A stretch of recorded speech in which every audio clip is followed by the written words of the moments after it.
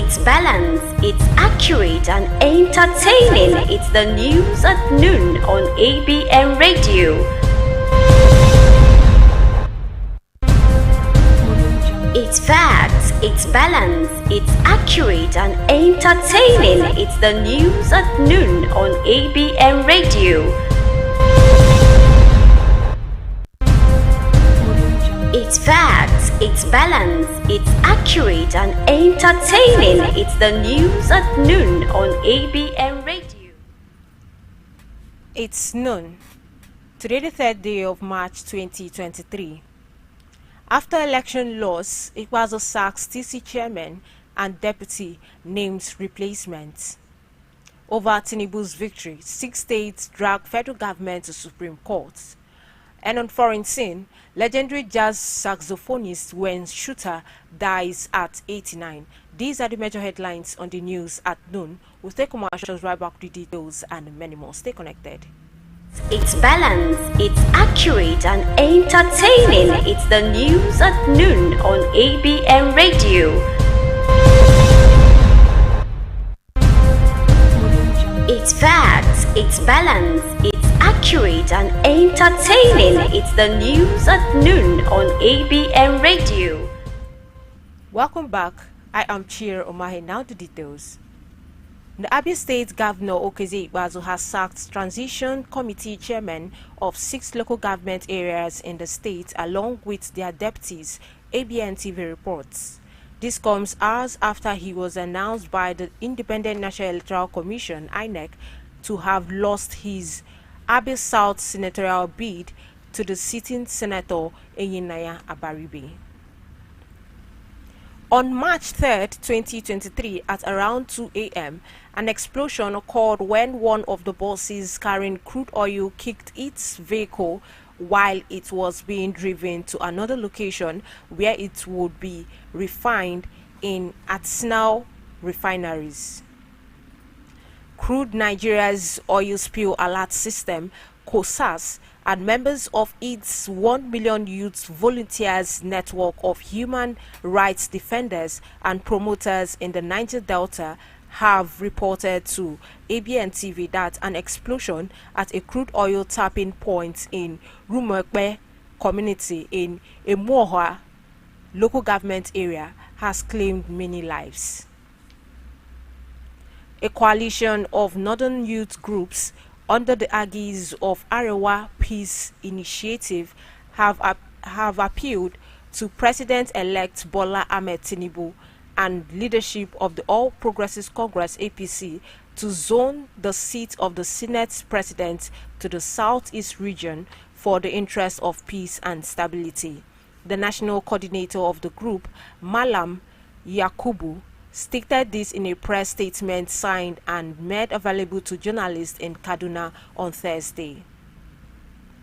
6 states, Adamawa, Akwa Ibom, Bayelsa, Delta, Edo, and Sokoto, have dragged the federal government before the Supreme Court over the conduct, collation, and announcement of the February 25, 2023 presidential and National Assembly elections. The states want the Supreme Court to declare that the pronouncement of Bola Ahmed Tinubu, the candidate of the All Progressives Congress, as the winner of the February 25th presidential election, be voided by the courts. The Independent National Electoral Commission (INEC) has warned the Abia State Resident Electoral Commissioner (REC) Professor Uzochukwu Chijioke to immediately stay away from the Commission's office in Abia State until further notice. This directive is contained in a statement signed by the Commission's Secretary Rose Oriaran Anthony. The Social Democratic Party (SDP) has called on the President-elect Bola Tinubu to unite the country through a government of national unity and fast-track a process of national reconciliation. The party also submitted that notwithstanding the obvious challenges that were associated with the election and the concerns expressed by aggrieved stakeholders, the party stood by the outcome of the electoral process. The federal government has declared that 1.9 million vulnerable Nigerians are currently receiving 5,000 naira cash gifts each every month.